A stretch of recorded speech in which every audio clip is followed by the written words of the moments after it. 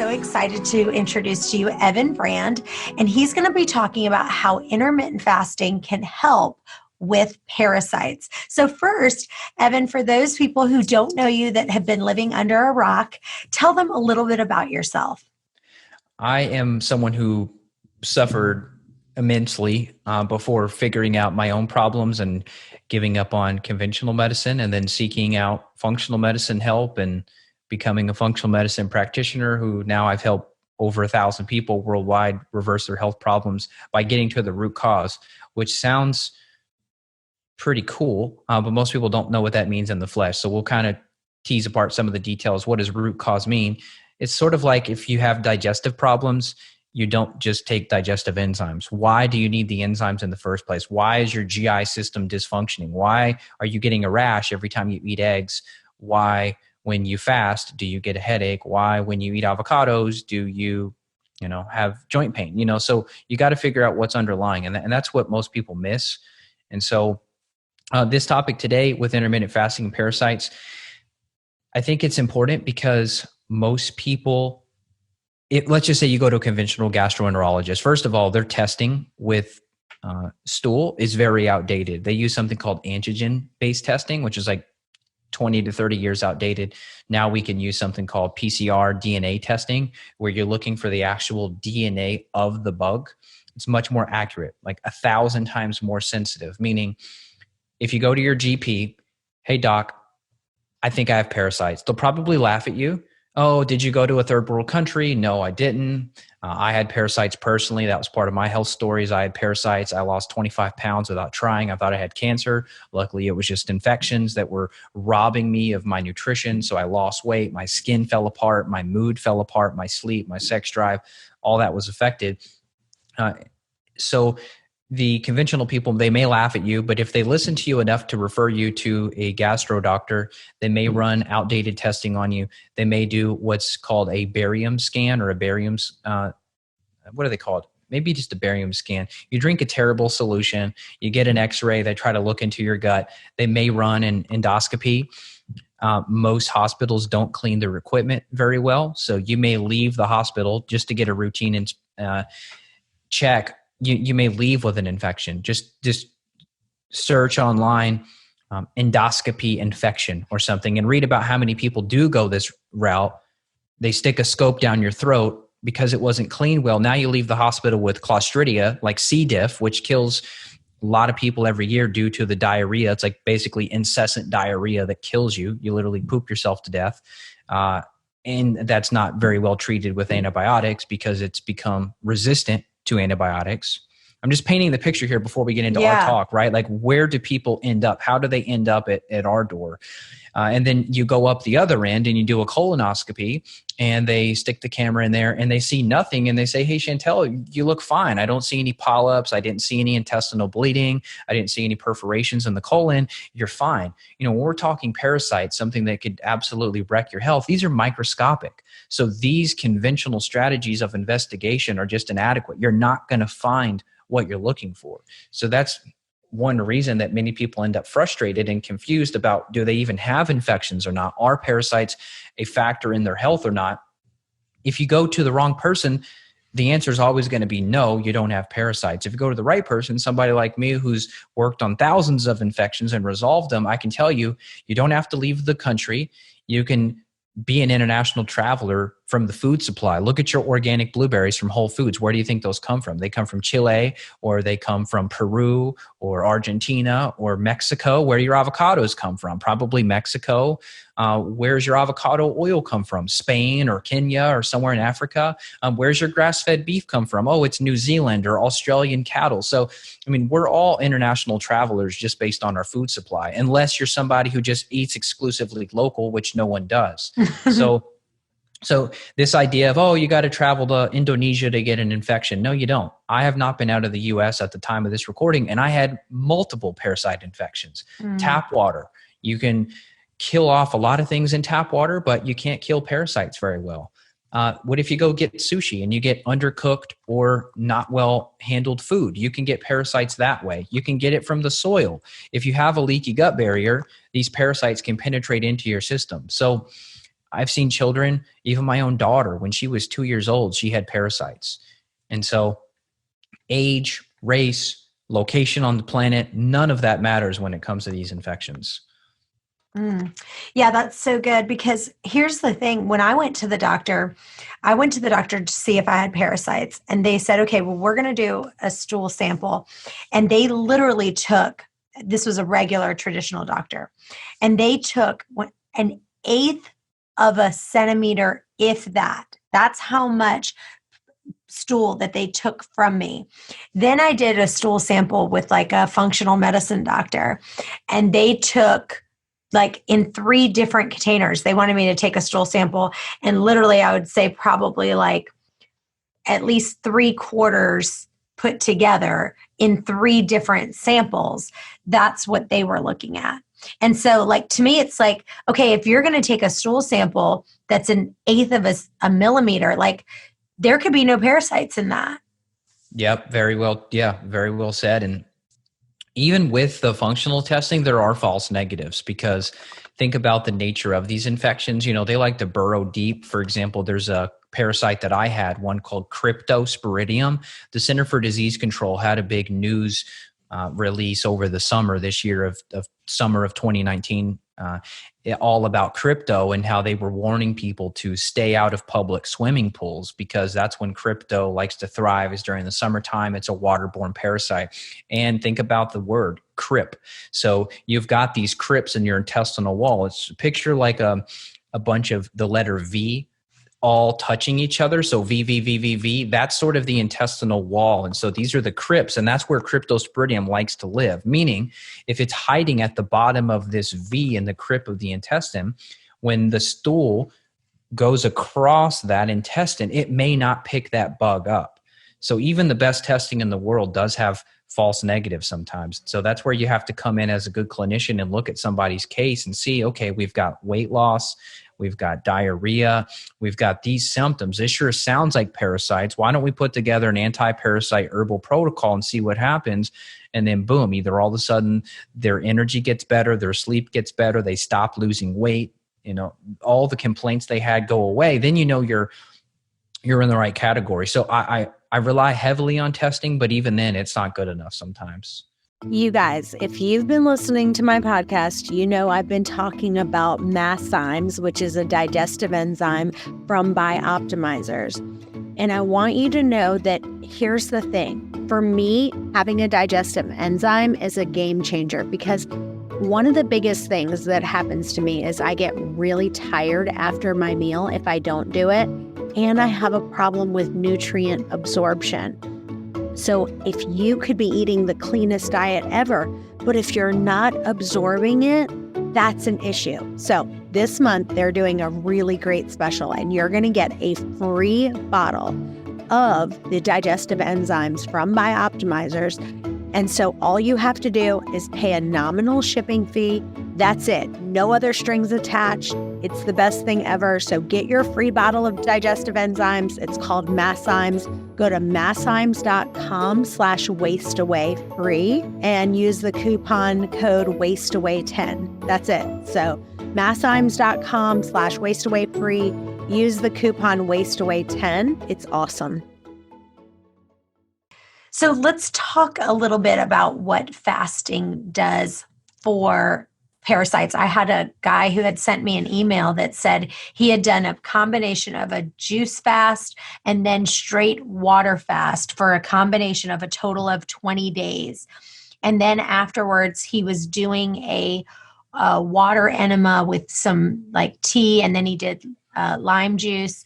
And he said that he had like spaghetti like noodles in the toilet after the enema, and they were intestinal worms. And he said that after he did that extreme fast, he had all kinds of problems over and over again. And this was really the only thing that helped, was doing that fast. Have you heard of any stories of different things that people have had similar to that? That's crazy. I would not recommend a 20-day fast. I certainly couldn't do it. I'm not healthy enough to do a 20-day fast. I don't think most people on the planet are. Maybe like a 3 to 5 day fast. When I use fasting as a strategy, it's typically going to be an intermittent fast. It's not even going to be a couple of days. It's going to be like maybe a 16 to 20 hour fast. For example, someone could eat dinner at 6 p.m.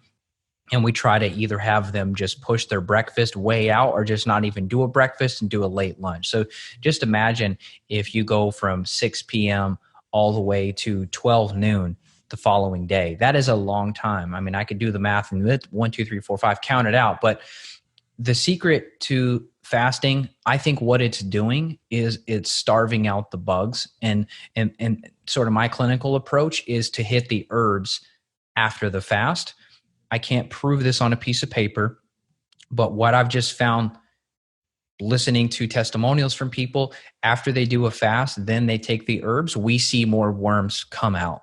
I don't know if that means like when we're talking about hookworm, for example, I see a lot of hookworm. I see a lot of whipworm. I see a lot of roundworm. These are some of the different types of worms you're talking about. Some I can identify. I mean, I get a lot of pictures in my inbox.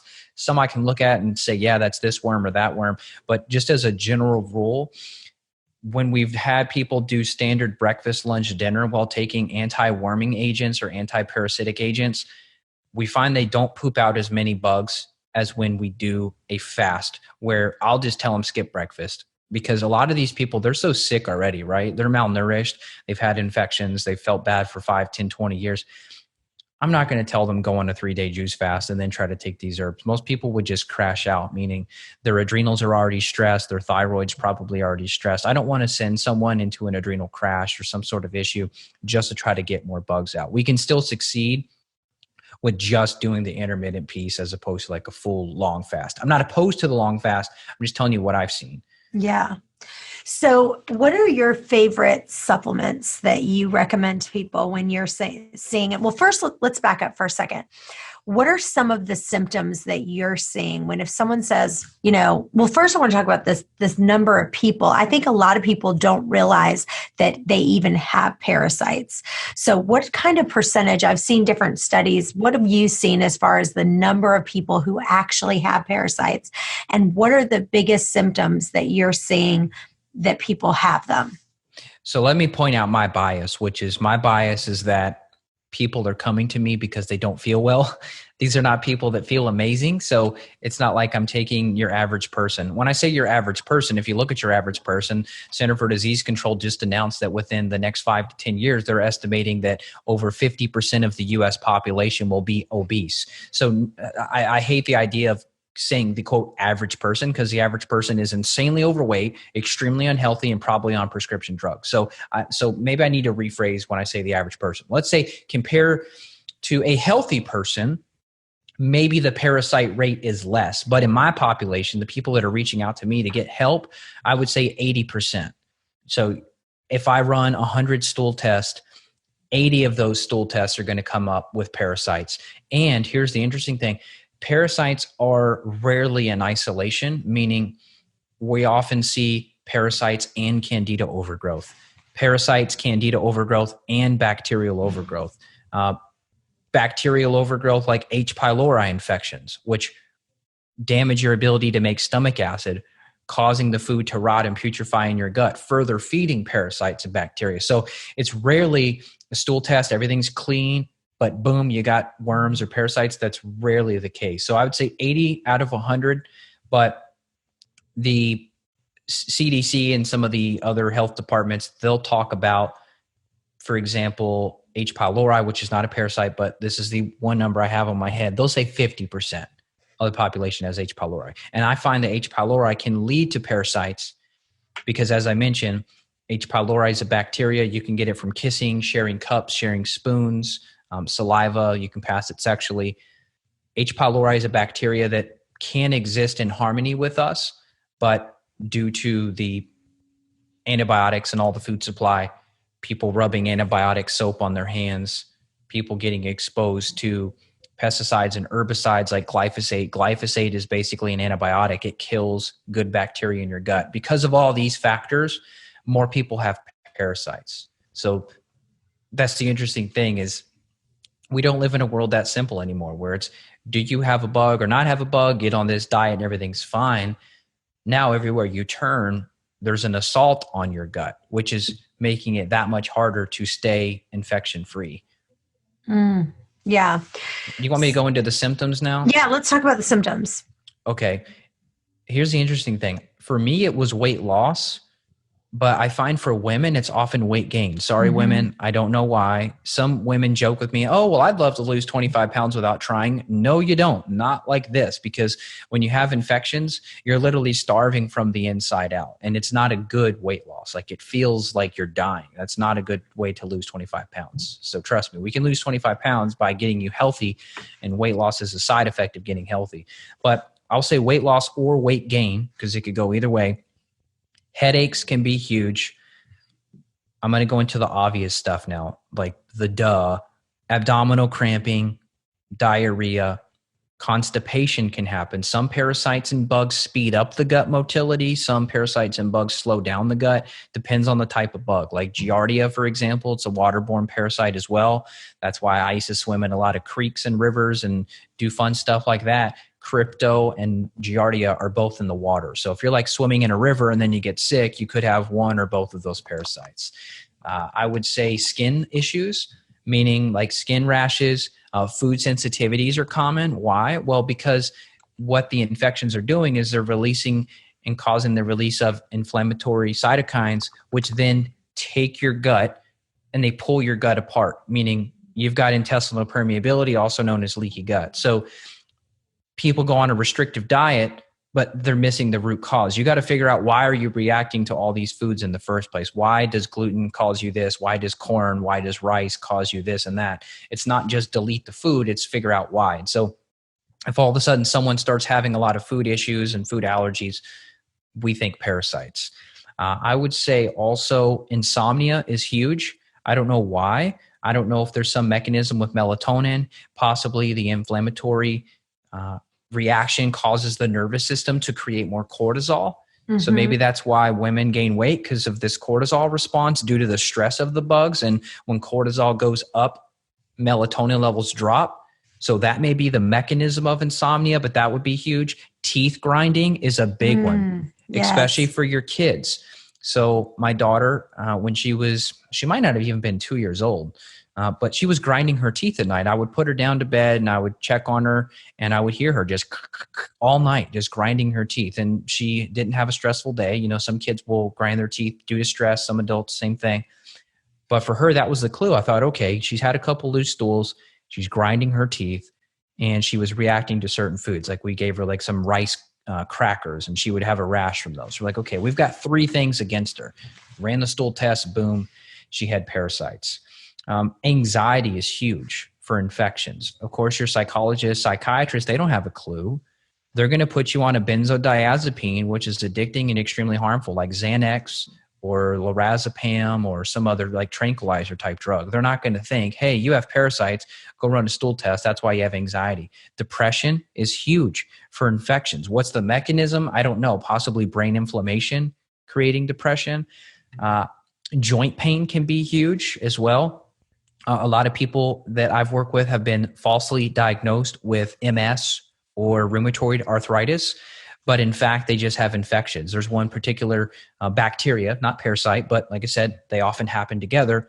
There's one bacteria called Prevotella. You can just look it up yourself. P as in Paul, P-R-E-V, Prevotella, and just type in rheumatoid arthritis. And you'll find that about 75% of people diagnosed with rheumatoid arthritis, they have Prevotella. If you treat that Prevotella, their rheumatoid arthritis magically disappears. I've had people get out of a wheelchair. I've had people get off their cane. I've had people on crutches get off their crutches just by clearing out infections. There's no magic or sorcery to that. It's just clearing out the infections, creating the inflammatory response. I could go on, but what about anemia and B12 deficiency? Oh, huge. Duh. I should have said that one too, right? Absolutely. Anemia. It could be an iron anemia as well. But yeah, B12 anemia, you've got B6 anemia, you've got folate anemias. I would say any and all anemias as well. So hair loss is going to be big for women as well, because as you mentioned, think about the underlying mechanism. You've got infections stealing your nutrients. You need those nutrients to create hormones. So that's why your sex drive goes away. You need those nutrients to create hair follicles. That's why your hair falls out. And not to mention, these infections can create an autoimmune response. So when we talk about women with Hashimoto's disease, where the immune system is attacking the thyroid gland, why? One of the root causes of Hashimoto's is leaky gut. Well, what's causing the leaky gut? You work backwards again. You keep asking why? And then you get to the root. Okay, Hashimoto's, why? Well, because the immune system's going crazy. Why? Well, because the gut barrier is damaged. Why? Because of bad foods and infections. So if you clear those out, then all of a sudden you can reverse or at least put into remission autoimmune conditions like Hashimoto's. So if you're tracking, hopefully your endocrinologist is smart. If they're not, then fire them, find a new one. But if they're running your thyroid antibodies and you see, oh my God, look, I've got elevated thyroid paradoxase antibodies. This means my thyroid is under attack. I have Hashimoto's. The answer is not just go on thyroid medication. It's work backwards to fix these things we're talking about. Yeah. I would add 2 more, like itching around the anus if it was like pinworms, and then chronic exhaustion. I think the number one thing, like that if you asked any person that had any kind of parasite infection, wouldn't you say chronic exhaustion would be a big one? I was dead to the world. Yeah. And the itchy butt for sure, which could be pinworms and could be candida, other parasites too. So it could be yeast, it could be bacteria. The itchy bum, or a lot of times there's something called perianal strep. So like a strep infection, streptococcus, that's the same bacteria that can cause strep throat. It can also manifest on the anus. So if you've got a kid, or if your spouse will let you bend them over and check them out, you can look at them and see. And a lot of times you'll see on kids, especially I'll be working with a 3, 4, 5-year-old that has behavioral problems. See, kids, they don't know any better. So they may go bite someone when they're mad, and instead we just like give somebody the middle finger, right? So when we look at kids' behavior, kids get blamed for just being kids, but no, if they have perianal strep, you'll see a red ring around the anus, and that tells you they've got a streptococcus infection. You can confirm with stool. And then if you give the appropriate herbs for the gut, then you can fix that infection, and all of a sudden the red ring around the anus disappears, the itchy butt disappears, the teeth grinding stops, the energy levels come back, the skin gets better, the weight loss stops, or the weight gain stops. So I think you and I both have covered a lot of good symptoms. Yeah. So let's talk about like some supplements. When someone like, is there certain things that you'd say, like when I'm looking at a parasite supplement, I want to make sure it has wormwood or black walnut hull or cloves or garlic or oregano, whatever. What is it that you're like, if I'm looking at this supplement, this has to be in there in order for it to be a really good parasite cleanse? Good question. I would say I don't get too caught up on one particular ingredient. I'm a bigger fan of focusing on the synergistic effect of herbs. So I've got my own line of formulas that are called microbiome supports. So I've got various ones, number 1, number 2, number 3. 1's more for bacteria, 2 is more for parasites, 3 is more for fungus. So I often combine them because remember, as we talked about, infections are rarely in isolation, meaning this lady's, if you look at her tongue, let's say you can't get testing. She's broke. She's got no money to do testing. Have her stick her tongue out at you. What does her tongue look like? Is it nice and healthy and pink, or is it covered with a white or yellow film? If it's covered, she's got yeast. So you need to factor in some yeast herbs. So this may be olive leaf. This may be Paul d'Arco. I like French tarragon. I like Tinospora. I like thyme, just like you cook with. Thyme is a great herb that can help with fungus. So now we've got the fungal herbs covered. Then you move on to the parasitic herbs. So this could be, as you mentioned, wormwood, berberine could be good, caprylic acid, which can come from like coconut extracts. You can get caprylic acid supplements. Oregano can be good. Clove is wonderful. I really love clove.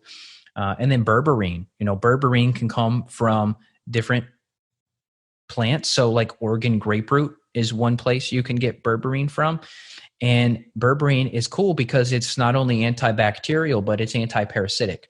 So that's the cool thing. That's where the magic happens, is when you combine herbs that have multiple benefits, meaning you could use berberine to kill bacterial overgrowth. Maybe it has some antifungal and antiparasitic properties. So when I kill bugs, I'm usually using a combination. It may just be a couple different supplements, meaning like 2 pills of this and 2 pills of that. But inside of those pills, there may be 5 to 10 different herbs. And I'm not a medical doctor, so I purposely have limited my toolbox to not use antiparasitic drugs, right? You've got mebendazole, you've got all sorts of prescriptions that I don't even have a clue about. I can barely pronounce the name of these prescription drugs, but I've had people do that and they still test positive for parasites. So does that mean that just like bacteria, parasites are becoming resistant to parasite medications that the doctors prescribe? I don't know. I think the answer is possibly. I want to ask you, I had two friends of mine that did a 3-day fast, and they were both trying to get rid of parasites. And one, she drank water, herbal tea, and just swallowed high doses of turmeric, black walnut hull, and just some different stuff while she was on the fast. And then afterwards, she found spaghetti-like things in the toilet, and they sent me pictures of, roundworms and different things that were in their digestive tract. And then the other girl, she just fasted for 3 days and then started taking a bunch of, after that, she started taking a parasite cleanse after. And the girl who fasted for 3 days then took the parasite cleanse after she did the fasting, seemed to have done a little bit better. And I was just wondering if you thought that was just a coincidence, or was it if someone did want to try to do a 3-day fast, would you suggest that they take the parasite cleanse while they're doing the water fast, or just wait until after the 3-day water fast and then load up on the parasite cleanse? Well, let me ask you this. The lady who did the herbs while fasting, did she continue the herbs after the fast, or did she just do 3 days of fasting and 3 days of herbs and then she was done? Because I think she went for a total, I think they both did a week or two. Okay. Well, if the first girl who did the fasting and the herbs at the same time and continued on with the herbs, I think that's fine. I think you may have a little bit of an upper hand, and I don't know how smart these bugs are. I think they're pretty smart. They've been around longer than humans have. I think the idea of doing a fast first to kind of prime the system and then hitting the bugs, I haven't personally tried the difference between these two. I think you can win the race. You can skin a cat in multiple ways. But the second one sounds a little better just in theory, because think about if you're taking away the fuel source. If these bugs are getting a constant supply of food, those herbs that are in the system during the fast, you didn't get the bugs desperate enough, right? So, and is this literally happening to where, let's talk about cryptosporidium, where the crypto is hiding deep in the intestinal wall? If you do the fast first, does that mean that the bug is literally going to make its way out to try to come get some resources, glucose or whatever, to fuel itself, or carbohydrate, and then the herbs come in later and kill it? To me, that sounds like it makes more sense. I'll tell you, I've had, 1,000, 1,200 at this point, men, women, children, who've done none of those protocols, fasting with or without herbs. They've just eaten like a normal person and done my protocols, and we've still gotten rid of bugs. So right. I think you can still succeed, but because you brought it up, I think the fasting first, get the bugs desperate, then hit them, sounds like it would be a little more fun. Yeah, and she had the better results. So, yeah. Well, let's talk about a saltwater flush. Do you think that that's an effective short-term way to cleanse the colon by causing the bowel movements? And then is that a way that you can get rid of waste buildup and parasites from your digestive tract? I would push people to do a coffee enema over that. Just because coffee enemas have proven benefits in terms of increasing your glutathione, glutathione being your master detox hormone. It's produced in the liver, but as you age and as you get exposed to toxins, whether it's mold toxin from living in a moldy house or working in a moldy office building, and you've depleted your glutathione reserves, or your diet's just lacking and you don't have enough glutathione, the toxicity of these bugs can't be ignored. So these bugs are constantly making and secreting toxins. And as you start to kill them, they can upregulate those processes, making you feel bad when people talk about a quote detox or a Herxheimer reaction. That's not a good sign. That's not something that we actually look for. If someone comes to the clinic and they're saying, hey, I'm actually feeling worse, we don't keep pushing forward. A lot of people, they're stubborn and they think, well, I'm tough. I'm a type A. I'm a go-getter. I'm a hustler. I'm a CEO. I'm an entrepreneur. I'm awesome. Okay, yeah, you may be awesome, but if your body's giving you a detox reaction, that means let off the gas pedal. So that would be where a coffee enema could come in and help lighten the load, because once you hit that huge boost of glutathione, that'll help you deal with the toxicity of the bugs. So I haven't personally done or recommended saltwater flushes to anybody, but I've never had a single person who's done coffee enema say that they did not benefit from them. Awesome. So let's talk a little bit, like, is there certain parasites that are associated with certain things? Like, for example, let's say someone says, look, I've been going and getting my blood tested. My iron levels are extraordinarily low. I know that I'm anemic. Would that be associated with a certain type of parasite? Because the answer is maybe, but I can't say 100%. Gotcha. I couldn't tell you right off. I couldn't say with enough confidence. I mean, I could try to make something up and sound smart to impress you and your listeners, but I would just say any bug in general is going to rob you of nutrition. So if we see any anemias, and as I mentioned, here's the hard part too. You're asking a tricky question because, that's sort of a reductionist view. It's kind of like if you're looking at a robot human and it's like, okay, this part over here is broken, just pull this part out and put a new part in. It's kind of like if we look at anemia, there's probably 5 reasons why they have that B12 anemia. It could have been the H. pylori that reduced the stomach acid, so then they couldn't digest their grass-fed steak, so they couldn't get any B12. And then after the H. pylori damaged them, then the parasites stole some of the B12, and then they also had Pseudomonas bacterial overgrowth, and that stole some of the B12, right? So it'd be hard to really prove what bug did what. I don't know how you would isolate it and figure that out. Yeah. Now, is there any foods that people eat that kind of help the parasites to grow? And is there some foods that people should say, these are things, if I'm going to be eating while I'm doing my cleanse, avoid these foods? I'll probably stick with the same boring answer that people expect to hear when it comes to candida and bacterial overgrowth, which is going to be grains and sugar. So, we're typically going to put people on a whole foods template, meaning good grass-fed pastured meats. If they're opposed to meat, at least they do some good wild-caught fish if possible, maybe some wild-caught shrimp or something like that if they don't like fish. We're going to be pushing them to do organic vegetables as much as possible, trying to minimize the burden on the gut, meaning we're going to not have people do salad at all. Number one, a lot of salad is contaminated because you go to Whole Foods and it's been sitting out on the food bar all day. And what if the refrigerator turned off and the leafy greens got too warm above 40 degrees, or,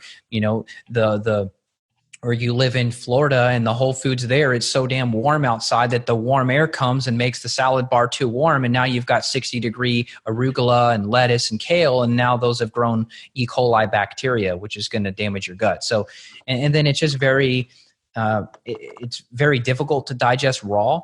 So I personally don't eat and don't ever clinically recommend hardly any raw vegetables at all. If you look at just a nutrition chart of cooked broccoli versus raw broccoli, when you cook things, even lightly steaming them, you activate all the nutrients and you start to pre-digest some of those cellulose, those cell walls of the plant. So especially if you're looking in your stool and you're seeing anything undigested. So whether that's leafy greens in your poop, or you're seeing nuts and seeds like almonds or cashews or pumpkin seeds or macadamia nuts, that's a sign you got to pull them out. So that's a no-brainer. Anything undigested.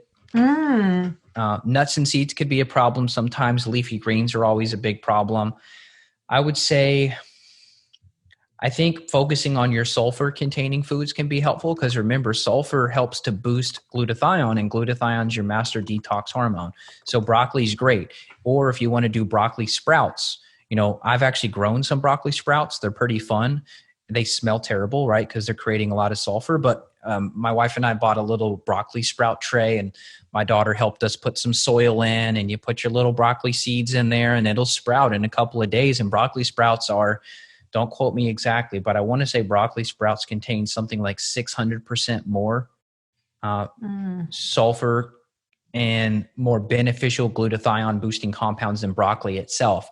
So if you're like, I hate broccoli, okay, you can buy broccoli sprout extract in supplement form in a capsule. And you could literally just eat capsules of broccoli sprout extracts to boost your detox ability. So, food can be medicine. So I would kind of integrate some of those things.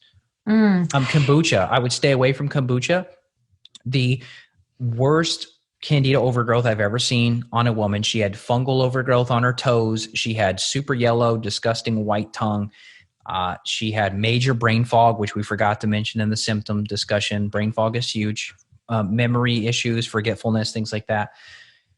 She was drinking like 5 kombuchas a day.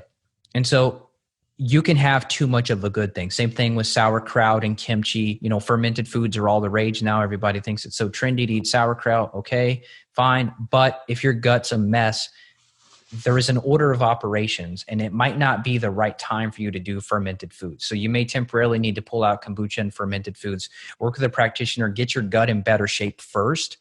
Probiotics, those also may be something bad. So yogurt, even if it's like an organic, unsweetened yogurt with a bunch of probiotics, that is potentially a no-go if your gut is in bad shape. Sometimes you have to come in and take the weeds out of the garden. I mean, think about if you go and it's the middle of spring and your raised garden bed is completely overgrown with weeds. Are you going to go in there and just throw fertilizer on that and hope it works and your carrots turn out good and your broccoli? No, you're going to come in there and you're going to pull the weeds. So when it comes to working with gut bugs, you've got to focus on your order of operations, which is first, get the testing done. Figure out what you're up against first. Don't just go online and buy some quote parasite cleanse that some lady said. You want to figure out what you're up against. I like to be scientific. I want to know, hey, these herbs got rid of that infection. Awesome. Now we can know next time we see that infection, this herb is going to be best. So get rid of the bad guys. And then later down the road, re-inoculate. Bring in probiotics, bring in kombucha, bring your sauerkraut, bring your fermented stuff in. And if you get bloated, you get brain fog, you feel depressed or anxious after you have fermented foods, then you know you're not ready yet. You still got more work to do on your gut. Yeah, I want you to expand on that because I think there's lots of people who are raw foodists that say, you know, cooking kills vitamins and minerals in food. And, you know, it turns out that raw vegetables, you know, if you have some major digestive problems, that the amount of energy that it's going to take to digest that food, you know, when you cook it, it softens the food and, you know, helps your body to digest it. So talk about that for just a little, like if pretend like, and I'm not, but pretend like I was a raw foodist and I was like, you know, you got to eat raw. You're going to kill all the vitamins and minerals in the food if you don't eat it raw. So here's the funny thing. Rather than trying to turn it into like an emotional heated debate with the raw person, maybe a raw vegan, for example, I would just pull up some lab results from previous raw vegetarians or raw vegans. They're some of the most nutrient deprived people ever. Mm-hmm. Why? Well, because we have one stomach and cows have 4. A cow can sit there and eat grass for 16 hours a day. And what does that cow do with that grass? That cow can turn that grass into fat somehow. Through some crazy biological process, that grass can become nutrition to feed such a huge animal as a cow. But we don't have 4 stomachs and we don't have the ability to eat for 16 hours a day. And we have to focus on life. And so, as you mentioned, it's more energy intensive to digest and break down raw nutrients. So what I would do simply would be I would pull up some nutrient evaluation panels that we've run on people where we measure their amino acids, we measure vitamin C, we measure B6, B12, we look at vitamin D status, for example. And I could just show you on a piece of paper, here is someone who's eating fish and or good animal meats. Here is your raw vegetarian or vegan. And what you're going to see every single time is the amino acid section. This is on an organic acids test. This is a urine test that we do. You're going to see time and time again on the raw vegan person, their amino acid profile is going to be completely flat, meaning 0, 0, 0, 0 is what's going to show up, meaning this person doesn't have amino acids that are registering, meaning that they're malnourished. And when it comes to amino acids, you need amino acids to make your neurotransmitters. So when we talk about depression and anxiety and all that, at the end of the day, people don't care about parasites. They care about being happy and enjoying their life, right? So what are the mechanisms of that? Well, you've got to have good digestion and you've got to have good nutrition going in, and the gut has to work properly to digest, break apart the grass-fed steak, turn those proteins into amino acids. That's what happens. The stomach acid turns the protein into amino acids. When you're eating kale, you're not getting a full amino acid profile. The vegetarian vegan people argue, well, hemp protein is a full, complete protein. No, it's not. Pea protein. No, it's not. It's not. you can't make the brain chemistry you need. So when we look at a raw vegan vegetarian person, we'll also show the brain chemistry. And guess what? Dopamine's lower than it should be. Serotonin lower than it should be. How do you get serotonin? You get serotonin from tryptophan. Where does tryptophan come from? The most rich source of tryptophan comes from meats. So when you see a depressed, anxious, irritable, insomniac raw vegan, all you got to do is show them the data. And I'll just say, hey, look, I've seen 100 people just like you. Let's run the labs. Let me prove to you that you're not going to be able to heal with this diet. And then once we get the labs back, I'll tell you about 98% of people change their mind. Except for the super emotionally driven people. They're like, no, Evan, I don't support factory farming. Killing animals is cruel. I'm like, okay, so what about all the poor bunny rabbits and the baby turkeys and the deer and the hawks and all the animals that you've displaced for your monoculture of soybean, where that used to be a forest, and now that forest has been cut down and you've wiped out diversity. You've wiped out the salamanders. The creek that used to flow through the woods can't flow through the woods anymore because you've turned it into 1,000 acres of genetically modified soybean. Or even if it's organic soybean, that monoculture is more destructive to the environment than the killing of a grass-fed cow. So when you lay out the data like that, most people change, but you've still got a couple people who will battle me till the end. And I just fire them. I just say, look, I'm sorry, we're not going to be able to work together because I want 5-star reviews. And so far, that's all I have from people. And I don't want a 1-star review on my clinic because someone didn't follow the recommendations, right? Like if you kill parasites in somebody's gut, but they're still a raw vegan, I don't expect their moods to be good. I don't expect their sleep to be good. I don't expect their sex drives to be good because you need those dietary proteins to make hormones, and you just can't do it. So let's end with this. Talk about, obviously we need to get things moving. So what are your top tips for digestion and, kind of getting everything to go through and healing kind of constipation? Constipation is huge. As we talked about earlier, some bugs slow down the gut and some bugs speed it up. And this is the confusing part, is some people have both, meaning they have some infections that cause diarrhea. So on Monday, they woke up and had diarrhea, but on Tuesday and Wednesday and Thursday, they didn't poop at all. So what the heck's going on? Well, that's where the lab testing comes in.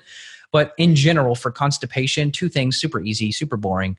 Maybe you'll think they're impressive, but I do it every day. So it's like, it's not impressive to me anymore. Vitamin C, super easy. I do a mixed ascorbate. That's what I'm drinking right here. I've got vitamin C powder and I mix it with beet powder because beet powder, it can help to increase your circulation. It boosts nitric oxide, helps your brain work better. So vitamin C, like an ascorbate, like a mixed ascorbate, like a sodium, magnesium ascorbate. This is a mixed vitamin C. This is not your emergency that you buy at the checkout counter at Walgreens. That stuff's garbage. Do you have a brand that you like? It's my brand, so people are going to say I'm biased, but it's called vitamin C tonic. It's just a mixed ascorbate. It has stevia and orange flavor in it, and you do a teaspoon. That's 2,500 milligrams. Most people will poop perfectly on about 2 to 3 grams. So I don't care if it's my brand or some other professional brand, but 2 to 3 grams of vitamin C per day is usually enough to poop. If not, if you're really constipated, you can go up to 5 or 6 grams of vitamin C. And if you're not pooping after 6 grams of vitamin C, I'm going to be really surprised. And then magnesium, there's different forms of magnesium. Some are good for the brain. Some are good for the bowels. The ones that are good for the bowels would be like a magnesium chelate, which is spelled CHELATE. Magnesium chelate can be good. You could do probably 400 milligrams would be good. Magnesium malate with an M as in Mary, that can help move the bowels. You've got magnesium oxide. Like if you go to Walmart and you try to buy magnesium, it's garbage. It's going to be magnesium oxide. 4% of magnesium oxide gets absorbed. This is how terrible it is, meaning you take 100 milligrams because you heard magnesium is good for you. You're going to get 4 milligrams out of that 100 you just swallowed. So magnesium oxide is good for nothing except moving the bowels. And then you've got another form called magnesium hydroxide, which is what I go to. So if there's someone who is really constipated, we're going to use a blend of Triphala. Triphala is a blend of different fruit extracts. I think it's like 3 different types of berries. That's what some call it Triphala. I don't know the exact pronunciation. But I use a combination of that plus magnesium hydroxide, and that will get people pooping. Also, fulvic acid can be good. Fulvic minerals, fulvic acid, this typically comes from like volcanic rock. You can take it in capsule form. Sometimes fulvic minerals come in powder or liquid. Fulvic minerals can move the bowels. And of course, good nutrition. If you're eating good food, if you're eating berries, like a handful of blueberries, you're going to be having no problem. Like I don't have problems with constipation ever. I don't even think about it. So when I hear someone that hasn't pooped in 5 days, it like, oh my God, you haven't pooped in 5 days. Think about all those toxins those parasites have been creating. And here you are reabsorbing all those toxins. No wonder you feel so bad. So, just want to point this out in case it's not clear. If someone has infections, you can't just go in and start using black walnut and oregano and clove and all this stuff to kill these bugs, because if the garbage man doesn't show up and the trash can is already overflowing, you got a problem. So first step, make sure the garbage man shows up. Make sure you're pooping once or twice a day. Banana size, banana shape, banana length. Really, you want a good banana shape, size, consistency. I like ghost poops. Ghost poops are when you wipe your butt and there's nothing there. That is perfect. If you're wiping your butt 4, 5, 6 times, you've got a malabsorption problem you have to get resolved. This could be that if you don't have a gallbladder, you're going to have to take ox bile. If you have low stomach acid and you're not digesting your food and you got real messy poops, that's an issue as well. So you want a ghost poop, and you want it to be the shape and size of a banana, and you want 1 to 2 of those per day. And if you're not there, then you got work to do. Awesome. Well, tell listeners where they can find you and where they can follow you, and tell them, I know on your website, I saw you have a list of best-selling products. So for people who are really struggling with, if there's any other ones that you talked about, I know you talked about the vitamin C tonic, but anything else that's on your website and the best-selling products that they definitely need to buy. And look, I'm fine to make 10 or 20 bucks here or there if somebody buys a supplement from me, but I really want you to get the one-on-one help that you need. So if it's a practitioner that you're already working with and you haven't discussed parasites or infections with your practitioner, please bring that up. Please look at some of the testing options that I offer and ask your practitioner to run the same test on you. And if they're not qualified, then hire me and I'll help you. I'm hesitant to say, hey, go buy my microbiome support, which is great. Like you can, but it's still doing something to your gut. You're not just going to go on a doctor's website and buy amoxicillin and start dosing yourself with antibiotics. So all these are herbs and they're totally safe and have a great track record. I'm a little hesitant to say, hey, go buy my oregano oil and go pop it and see what you poop out. I'd rather you get the help you need. Because if you're listening to this, you've already found Chantel and all of her great work. You obviously, you're trying to fix yourself. You're trying to get yourself better. So yes, can you go buy my vitamin C? Sure, try it. I think you'll like it. But I would push people more to just check out my podcast. I've done an episode every single week for the last, I think, coming up on 8 years. So there's hundreds of episodes. It's all free. I don't make a penny. I've covered every single topic ever when it comes to gut and your health and autoimmune disease and all that. So check out those. Just look up Evan Brand on your podcast app and you can find it. And then also I do YouTube videos. I've got like 15,000 subscribers there where people, what I'll do is I'll take a topic like today and I'll try to condense that into like a 10-minute whiteboard lecture video. And I'll show you some lab results and case reviews and stuff like that. So, and the website's just my name. It's evanbrand.com. And that's where they could check out the supplements if they want to, or if they want to reach out clinically, we'd be happy to help. Awesome. And you can see people anywhere in the world. I'm super lucky. Yeah. I mean, I work from my home office. So the good news is with this type of advanced testing, except for bloods, occasionally we run blood, but blood is pretty useless when it comes to infections. We normally look for blood. We normally do blood at the end, like if there's an anemia problem or hair loss or something like that. But stool, urine, saliva, I mean, these labs are awesome. We send this stuff to your door. You poop, you scoop it into the tube, you send it back to the mail, through the mail, you get the lab report, we review it, you make a game plan. So very blessed for UPS pilots to overnight stool samples back to the labs. That's awesome. Well, you've been amazing. Thanks so much for being with us. And thanks for all you do. Really, you have really just changed the way people look at health. And so I just want to say that you've helped me as well. And I really am grateful for all you do for helping people in changing their health. You're really amazing. My pleasure. Well, thanks. It's always fun to get together. So I appreciate the opportunity. And you guys stay tuned because we have another episode coming up in just a minute.